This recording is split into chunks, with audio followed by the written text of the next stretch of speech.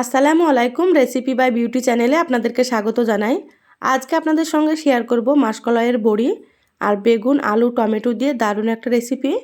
এই রেসিপিটা গরম ভাত, রুটি, পরোটার সাথে দারুণ লাগে। তো অবশ্যই আপনারা স্কিপ না করে পুরো রেসিপিটা দেখে নেবেন। আশা করছি রেসিপিটা আপনাদেরকে অনেক বেশি ভালো লাগবে। আমার চ্যানেলে নতুন হলে চ্যানেলটা সাবস্ক্রাইব করার অনুরোধ রইল। বেল বাটন অন করে রাখবেন পরবর্তী ভিডিও নোটিফিকেশান পাওয়ার জন্য। চলুন রেসিপিটা শুরু করি। এখানে দেখুন আমি বড়ি নিয়েছি। তো এখানে আমি 5 পিস বড়ি নিয়েছি। এই বড়িগুলো বড় বড় আমাদের বাড়িতেই বানানো। আর এখানে দেখুন আমি বেগুন নিয়েছি 500 গ্রাম। তো বেগুনগুলো এইভাবে ডুমো করে কেটে নিয়েছি। আর এখানে নিয়েছি 2টো আলু। তো আলুগুলো এইভাবে ডুমো করে কেটে নিয়েছি। আর এখানে দেখুন 2টো টমেটো এইভাবে করে কেটে নিয়েছি। প্রথমে সবগুলো ভালোভাবে ধুয়ে নিয়েছি, তারপরে আমি কেটে নিয়েছি।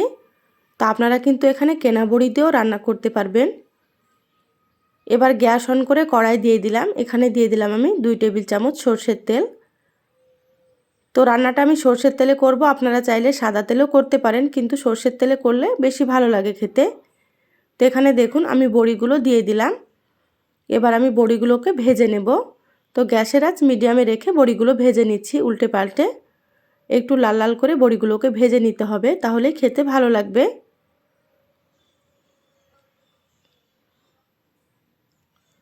তো দেখুন বড়িগুলো ভাজা হয়ে গিয়েছে, এইভাবে করে আপনারা ভেজে নেবেন। এবার আমি তেল ঝরিয়ে তুলে নিচ্ছি।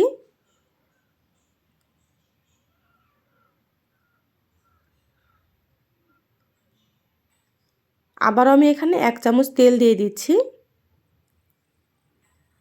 এখানে দিয়ে দিচ্ছি হাফ চামচ কালো জিরে। কালো জিরে দিলে কিন্তু সুন্দর একটা ফ্লেভার হয়, ভালো লাগে খেতে। তো কালো জিরে একটু ভেজে নিচ্ছি। এবার আমি এখানে দিয়ে দিচ্ছি 2টো পেঁয়াজ কুচি।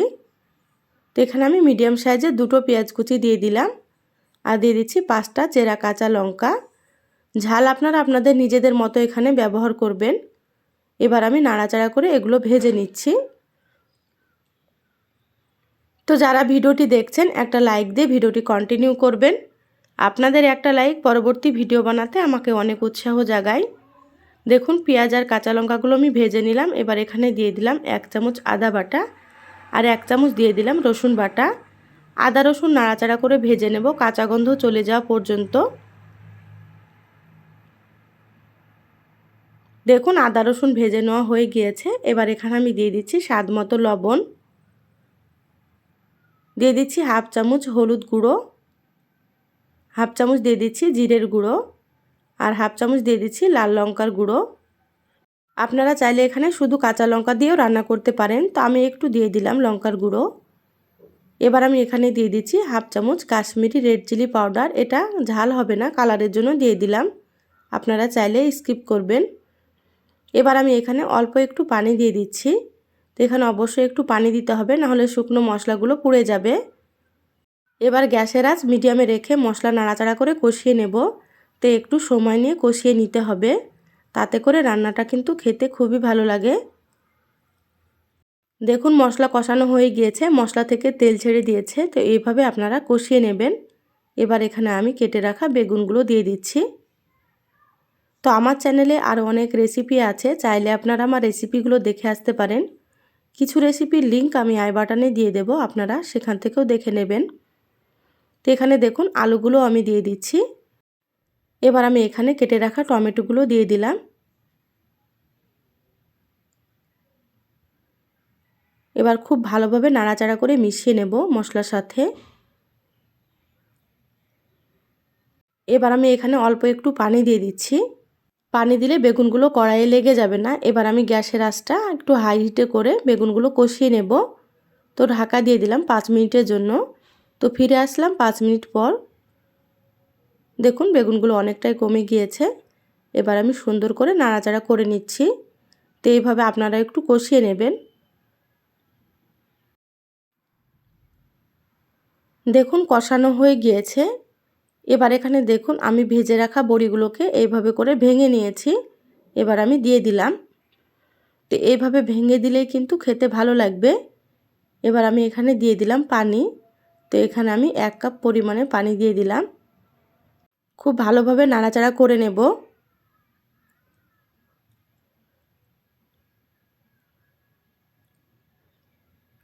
এবার আমি ঢাকা দিয়ে দিচ্ছি। তো ঢাকা দিয়ে মিডিয়াম আঁচে 10 থেকে 12 মিনিট রান্না করে নেব। দেখুন মাঝে আমি ঢাকাটা খুলে নিচ্ছি। তো মাঝে মাঝে এইভাবে ঢাকা খুলে নাড়াচাড়া করে নিতে হবে, নাহলে কিন্তু লেগে যাবে কড়াইয়ে। তো দেখুন আমি নাড়াচাড়া করে নিচ্ছি। তো যারা আমার এই রেসিপিটা প্রথম দেখছেন, যদি আপনাদেরকে ভালো লাগে তো আমার চ্যানেলটা সাবস্ক্রাইব করে আমার চ্যানেলের সাথেই থেকে যাবেন। বেল বাটন অন করে রাখবেন, তাতে করে আমি যখনই ভিডিও আপলোড করব আপনারা সবার আগে নোটিফিকেশান পেয়ে যাবেন। আর যারা সাবস্ক্রাইব করে সাথেই আছেন তাদেরকে অসংখ্য ধন্যবাদ। দেখুন আমি 12 মিনিট রান্না করে নিয়েছি। দেখুন আলুগুলো খুব সুন্দর সেদ্ধ হয়ে গিয়েছে, বেগুনগুলোও সেদ্ধ হয়ে গিয়েছে। তো এইভাবে করে আপনারা রান্না করে নেবেন। এবার গ্যাসের আঁচটা একটু বাড়িয়ে দিলাম, বাড়িয়ে দিয়ে এভাবে করে একটু ভাজা ভাজা করে নেব। আমি সবসময় আপনাদেরকে সাধারণ রান্নাগুলো একটু সুন্দর করে দেখানোর চেষ্টা করি। তো আমার রান্নাগুলো আপনাদেরকে কেমন লাগে অবশ্যই আমার চ্যানেলের কমেন্ট বক্সে কমেন্ট করে জানাবেন। ভালো লাগলে অবশ্যই একটা লাইক দিয়ে দেবেন। তো দেখুন এখানে আমি দিয়ে দিলাম হাফ চামচ ভাজা জিরের গুঁড়ো, আর কিছু দিয়ে দিলাম ধনিয়া পাতা কুচি। ভাজা জিরের গুঁড়ো আর ধনিয়া পাতা দিলে এই রান্নাটার স্বাদ কিন্তু অনেক গুণে বেড়ে যায়। তো খুব ভালোভাবে আমি মিশিয়ে নিচ্ছি মশলাগুলো। আমি আমার এই চ্যানেলে সবজি, মাছ, মাংস রেসিপি দিই। আমার আরও একটা চ্যানেল আছে, সেই চ্যানেলে পিঠা, কেক, বিস্কুট সব কিছুরই রেসিপি আপনারা পেয়ে যাবেন। আমার ওই চ্যানেলের নাম কুকিং রেসিপি, লিঙ্কটা আমি ডেসক্রিপশানে দিয়ে দেব, আপনারা চাইলে দেখে নিতে পারেন। আর যদি আপনাদেরকে ভালো লাগে অবশ্যই আমার ওই চ্যানেলটা সাবস্ক্রাইব করে আমার সাথেই থেকে যাবেন। তো দেখুন রান্না হয়ে গিয়েছে, আমি প্লেটে সার্ভ করে নিয়েছি। দেখুন দেখতে কতটা সুন্দর হয়েছে, মাশাআল্লাহ খেতে ভীষণ ভীষণ ভালো লাগে। তো এই রেসিপিটা গরম ভাত, রুটি, পরোটা সব কিছুর সাথে কিন্তু খুবই ভালো লাগে।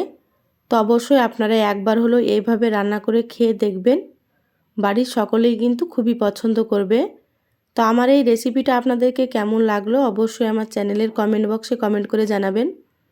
ভালো লাগলে একটা লাইক দিয়ে যতটা সম্ভব শেয়ার করে দিবেন। সবাই ভালো থাকবেন, সুস্থ থাকবেন। ধন্যবাদ সবাইকে। আল্লাহ হাফেজ।